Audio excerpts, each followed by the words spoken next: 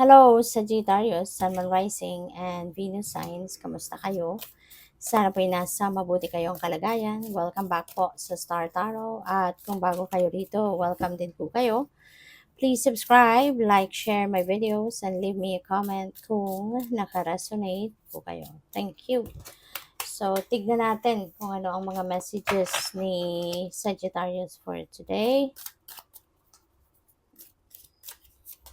First card, napakaganda. First bunot natin, we have both. Sabi dito, there is money or property through an inheritance, winning or windfall na maaaring dumating sa buhay mo sa ngayon. So, pera, kung saan man ito magagaling, kayo na lang tayo makakaalam niyan, ano, when this happens. But yes, this could be a lot of money na po pwedeng dumating.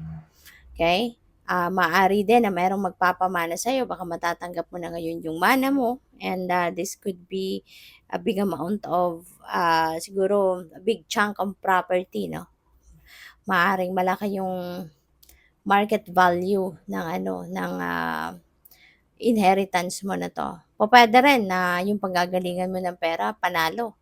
Baka mananalo ka sa mga game of chance, no? Pwedeng ganun. Or windfall. Bigla na lang meron dadating. Diba? It could be a gift. It could be an inheritance nga. Or po pwedeng malaking amount of bonus ito. Token para sa'yo na, alam mo yun, hindi mo sukat akalain na ganun kalaking pera pala ang ibibigay sa'yo. So, congrats and good luck. Target, a goal-oriented person. So, this is very you. No? Kasi fire sign ka. You're very goal-oriented. Ano ka, determinado. Kung ano maisip mo, gagawin mo. Pagsisikapan mong ma-achieve, diba? Goal-getter ka eh. No? Goal-getter. So, maaaring paalala ito sa iyo, Sagittarius, na don't get distracted by something or by someone. No? Dapat maging, i-maintain mo yung pagiging goal-oriented mo. So, focus ka sa kung ano yung target mo, sa kung ano yung goal mo. So, focus ka dyan. So, what else? We have bread. Period of prosperity and abundance. Tapos, meron kang boat. Diba? So, talagang meron pa parating na malaking amount of money dito. Diba? Magiging prosperous ka, magiging abundant ka at this time. So, talagang may financial blessings, no, na dadating, financial opportunities, kaya good for you. Magiging sagana ka ngayon sa kaperahan, sa mga material na bagay. We have fun, romance, celebration, and party. So, baka merong milestone ang inyong relasyon, kung merong ang karelasyon, baka merong celebration kayo, magpapaparty kayo, pwedeng ganon, at isa-celebrate ninyo yung, isa-celebrate ninyo yung milestone na ito, no, sa inyong relationship. Or baka ang iba sa inyo, baka ikakasal, diba? Baka merong mai-engage dito, ganon. So, yun. That could be, yung celebration and party na to could be related to your romantic, relationship, no? Pwedeng meron kayong celebrate. So, you're going to celebrate love. Stork, news of a birth or a new business opportunity. So, pwedeng meron kang mababalitaan na manganganak, 'di ba? Meron kang mababalitaan na merong magbabalita sa iyo about business opportunity, no? O pwedeng meron ditong mag-aano sa iyo. Pwedeng merong business opportunity na ihahain sa iyo, may offer sa iyo, something like that. So we have inkpot, problems to be resolved. Okay? May mga problema siguro dito kayo na maaring na-encounter and you are going to resolve that. Siyempre, kasi wala namang problemang walang solusyon, diba? So, kung ano man ito, huwag kang mag-alala. Kasi lahat ng problema may solusyon. All you need to do is to find out, no, kung paano mo masusolusyonan. But rest assured, no, na kung ano man ang problema na yan, mahahanap mo yun ng solusyon dyan. Alright? We have Bo. You are highly thought of. Merong nakakaalala sa'yo or merong nag-iisip sa'yo. Diba? Maaring namimiss ka ng taong ito or baka nag-aalala sa'yo or baka matagal ka na itong hindi nakikita at kaya lagi kanyang iniisip. So, this could be anyone. Pwedeng kaibigan, pwedeng jowa mo, asawa mo, boyfriend, girlfriend, pwedeng magulang mo. So, depende sa inyong sitwasyon. But there is someone na talagang iniisip ka sa ngayon. We have broken wishbone, wish will not be granted. Alam mo kung bakit? Kasi ibig sabihin, hindi yan para sa'yo.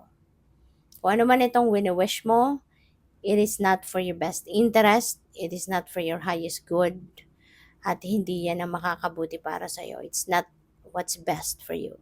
Kasi hindi hahayaan ng universe, na mapunta ka sa isang sitwasyon na pwedeng ikasama mo, pwedeng ika-frustrate mo, pwedeng ikalungkot mo, 'di ba? This is a sign of protection para sa iyo.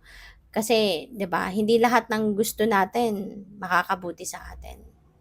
And God knows what's best for us, 'di ba? Kaya hindi niya ibibigay kung ano man itong specific wish mo na 'to. Maaring hindi ito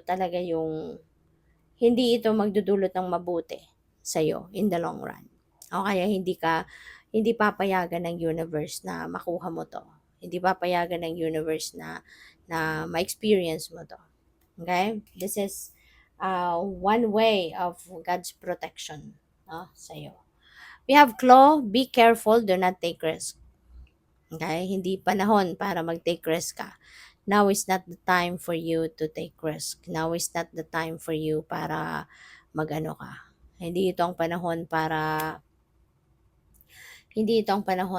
kayo ay sumubok ng mga bagong bagay, bagong sitwasyon. Alright? Kaya mag-ingat kayo. Alright? Mag-ingat kayo na hindi kayo matempt, no? Na sumubok ng mga bagong kaganapan sa buhay. Kasi hindi ito yung perfect timing. Hindi ito yung perfect timing para mag-adventure. Alright? So, what else? We have mountain road. You are on the road to success. Okay? Papunta na kayo sa pag-akyat sa tagumpay. Alright? Papunta na kayo sa pagtatagumpay. Makakamit mo na kung ano yung mga iniisip mong gusto mong ma-achieve. Alright? Kaya, good for you. Congrats and good luck din. Kasi papunta ka na sa iyong pagtatagumpay sa buhay. Family wishes come true. Ayan. Kung meron kang personal wish, yan ang hindi ibibigay sa'yo. Pero meron kang maaring wish para sa pamilya mo or wishes ng pamilya ninyo para sa inyong lahat na magkakapamilya, yun ang matutupad. No? Kung ano man ito, kayo lang ang tanging nakakaalam niyan. We have sunrise, no new creative ideas, new ventures, fresh start. So, mayroon kayo sisimulang bagong ganap. Pero, maaring hindi ito yung adventure kind. Hindi ito yung magte-take risk ka. This could be something na talagang maaring matagal mo na itong pinagtatrabahuan, matagal mo na itong sinisikap na magkaroon kayo ng ganito. 'Di ba? May mga plano na kayo matagal na. So, pwedeng ito yon. May mga creative ideas na maaring mag-arise, pwedeng ganun. Or maybe you are starting something new. Pwedeng related ito dito. Diba? Maaring bagong sisimula na ng bagong pamilya, pwedeng ganon. Or bagong business opportunity ito. So, good luck. Thank you for watching. Love and light. Namaste.